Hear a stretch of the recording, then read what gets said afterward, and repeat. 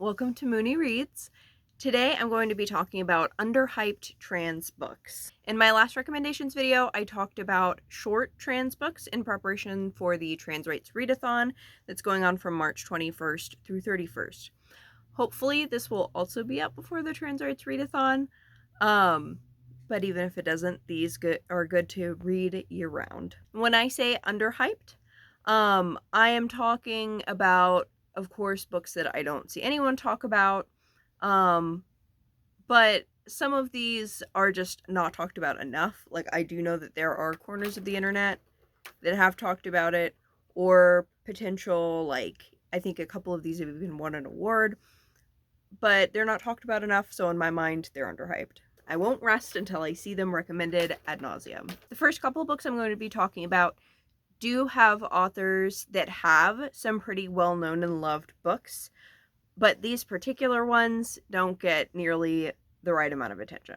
And I'm going to start with Leslie Feinberg. Of course, I'm going to start with Leslie Feinberg. You should read all her books. The most popular one is, of course, Stonebutch Blues. Z also has a number of nonfiction books, one of which I mentioned in my previous video. But the one I want to talk about right now is Drag King Dreams. Drag King Dreams is in a lot of ways a follow-up to Stonebutch Blues. It doesn't use the same characters, but it's a similar autofiction and touches on a lot of the same themes as Stonebutch Blues. This was written later and is set in post 9/11 New York. So it has a lot of themes of solidarity, both within the trans community and between communities.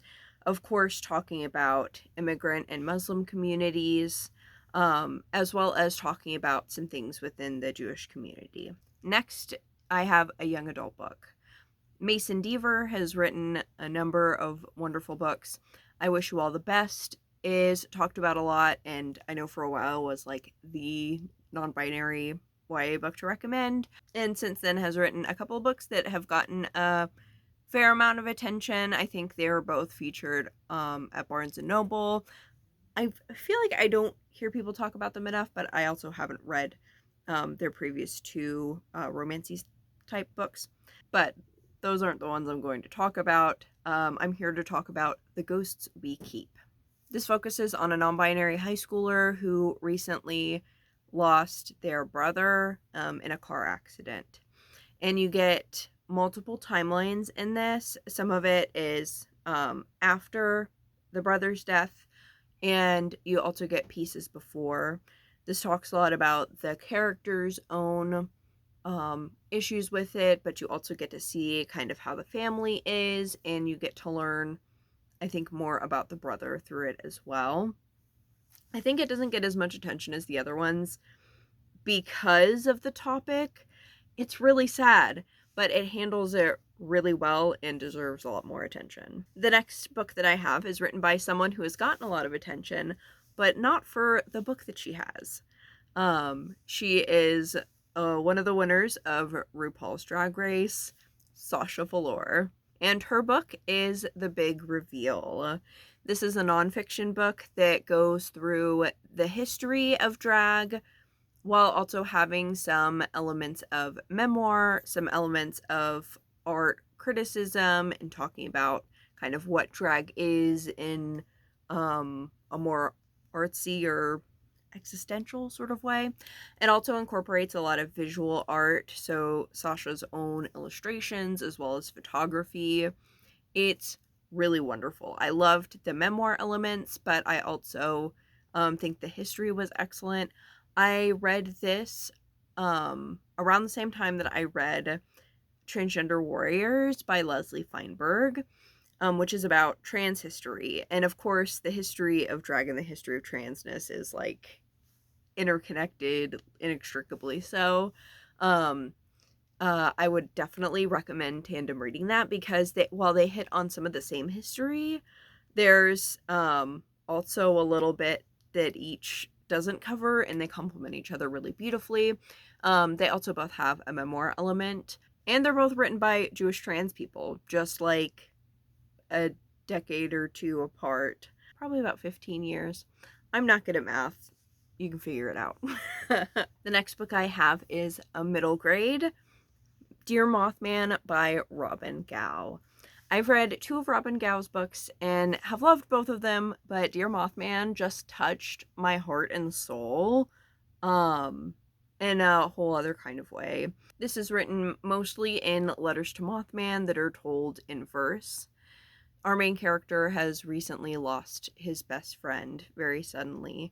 They were both trans, but not out, and our main character is autistic. So it's talking about grief, but also struggling for connection, and finding friends. And of course, Mothman. So this is definitely another one that is sad, but it's also really beautiful, and one that I love recommending. The next book that I have is Across the Field of Starlight by Blue Delliquanti. This is a YA graphic novel set in space.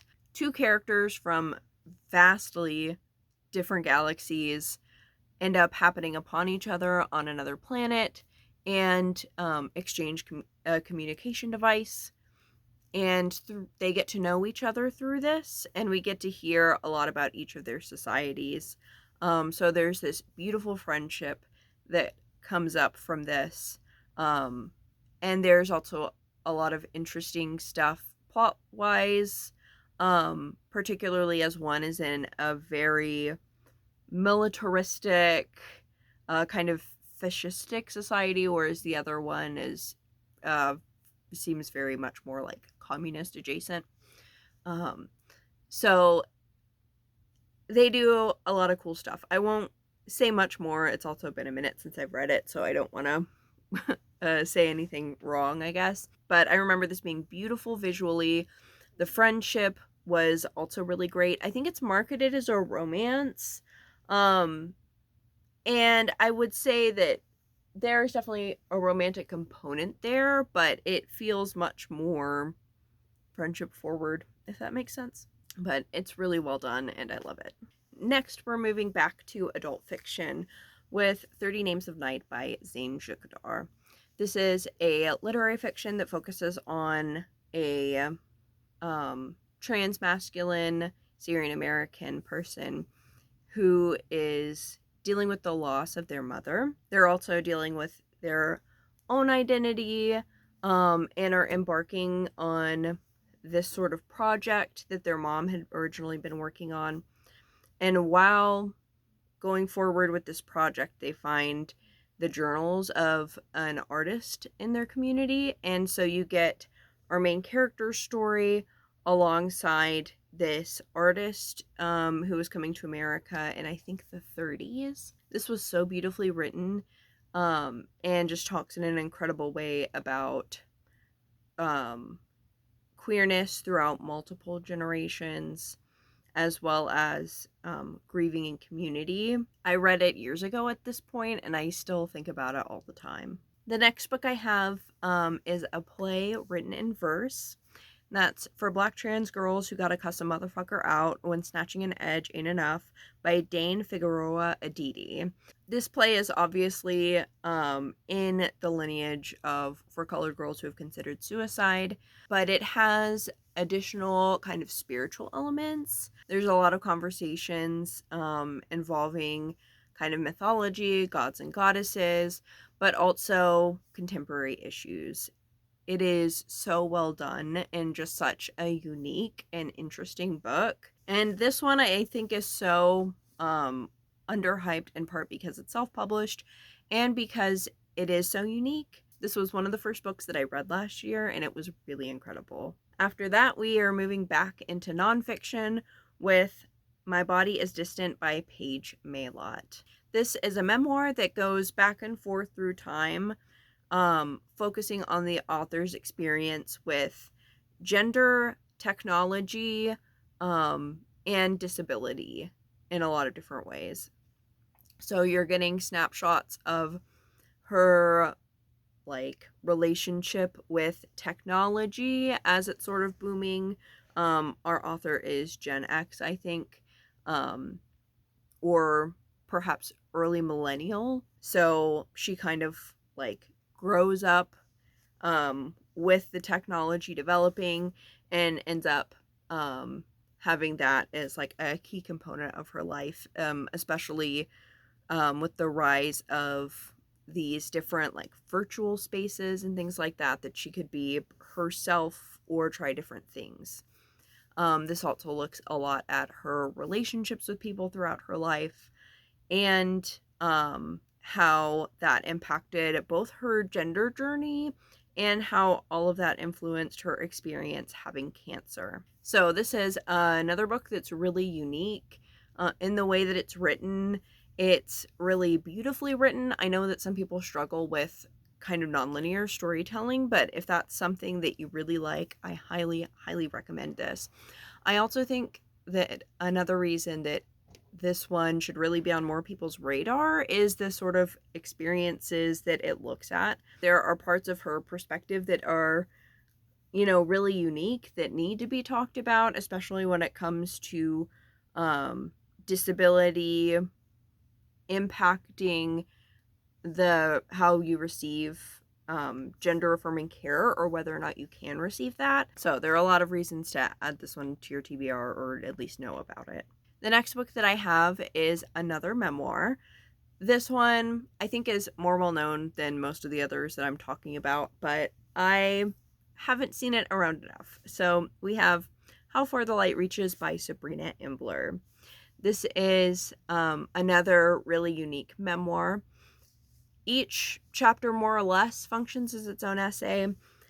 The author is talking about their experience with a variety of different things, from their relationship with their mother, their relationship with other people, with their gender. And while they're talking about their experiences, they're also talking about these different sea creatures. And I think in a lot of like nature writing memoirs, you hear about the author's experience as they're learning these things about these animals, or how it was like researching them.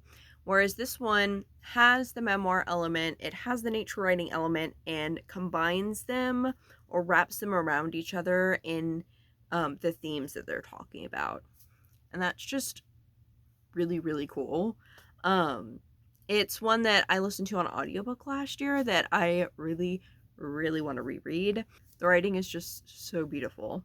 The final book that I have is nonfiction, and that is Neuroqueer Heresies, Notes on the Neurodiversity Paradigm, Autistic Empowerment, and Postnormal Possibilities by Nick Walker.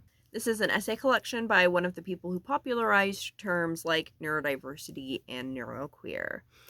And within this collection, she puts up the original articles that she put out, which are, I think some of them were as early as like 2000, maybe even a little before then. And many of them she has a follow-up essay sort of reflecting on, talking about how it has been used within past years, or what she would change or improve. So she talks about literally what neurodiversity is, and things of that nature, but there are also some that are more memoir related as well. She has an essay that's a response to the Autism Speaks, I Am Autism campaign that they had that was horrendous. And I thought that her piece on kind of her experience of autism was really beautiful. And you progress through the book to the final section where she talks about neuroqueering. It's really incredible and pretty accessible, I think.